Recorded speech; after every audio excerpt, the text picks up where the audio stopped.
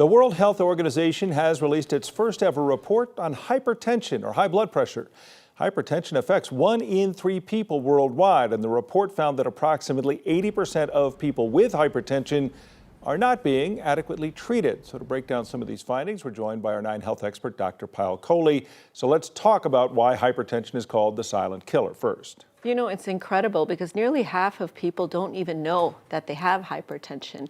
And as you said, Tom, 80% of them are not well controlled. And so hypertension is a little sneaky as a disease because it doesn't present itself with a lot of symptoms until it's very severe and uncontrolled, and it sneaks up on us. So you slowly develop it, generally over weeks, months, or years. It's not just one day you're going to wake up and have hypertension. So many of us, unless we check, we don't actually know that we have it. Is it one of those things that, again, find out what your family genetics are, also as you get older, or stress in life, or what, is it all those things? Yeah, so definitely genetics is a big part of it. If you've had a family member who's had early onset hypertension in their 20s or 30s, you're more likely to get it. Age is a huge one. So think about how our skin ages. It ages with wrinkles, right? Our blood vessels age by getting stiffer. So instead of being elastic balloons, they become lead pipes. So some of that is irreversible. And then some of it is us, how we behave, things that we do.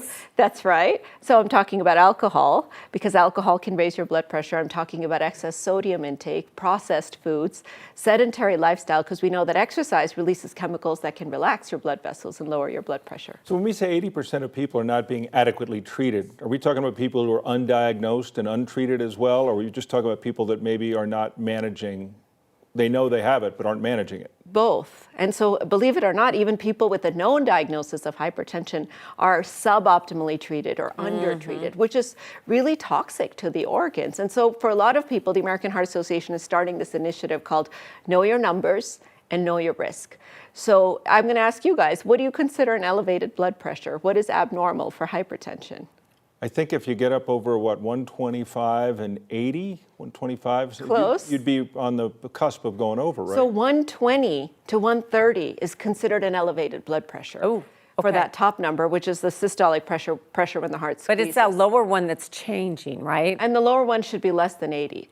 But a less lot of than 80, people, because they used to say 80 was just fine. That's right. So less than 80 for the bottom, and the top should be less than 120. By the time you're getting into the 120 to 130, you're already sort of flirting with hypertension. You have pre-hypertension. Do you trust home blood pressure measurements? Not all of them, Tom. And some of them, depending on the location and how you measure it, can be wildly out of whack. So it's really serial measurements. You don't want a wrist cuff, you want an arm cuff.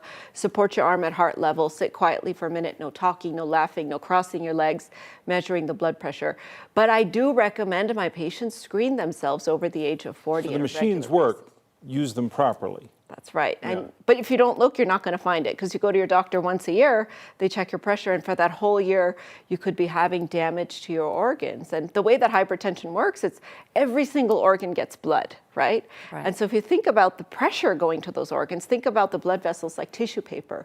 If that pressure is too high, those vessels are popping open in your brain, in your eyes, in your kidneys, causing all kinds of damage, causing the blood vessels to get sticky and heart disease to develop. Number one thing you can do to manage your blood pressure, even if you're not going to check your numbers? Is it diet? Yes, you can take control. So the DASH diet, Dietary Approaches to Stop Hypertension, is not a fancy diet. It's nothing fad about it. It's just cutting down the sodium. And the American Heart Association says less than 1,500 milligrams.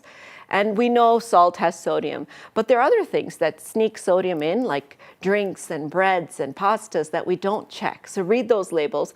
What I like to do sometimes after I go out to eat, I know I've consumed a high sodium meal, the next day, take a lot of potassium, because that potassium helps your body excrete the sodium. So it's sort of like detoxing or damage control.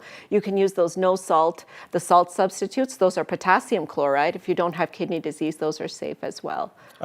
I want to apologize for not us having a studio audience to welcome you, because I know you really wowed them over at DBL last hour.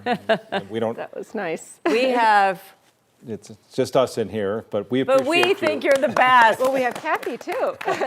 She's way on the other side. Hello. Yes, you got Kathy's chair. We'll get a studio audience That's for all you I next need. time, maybe, if we can afford it. Dr. Payal Kohli, always good to see you. Thanks again. Oh.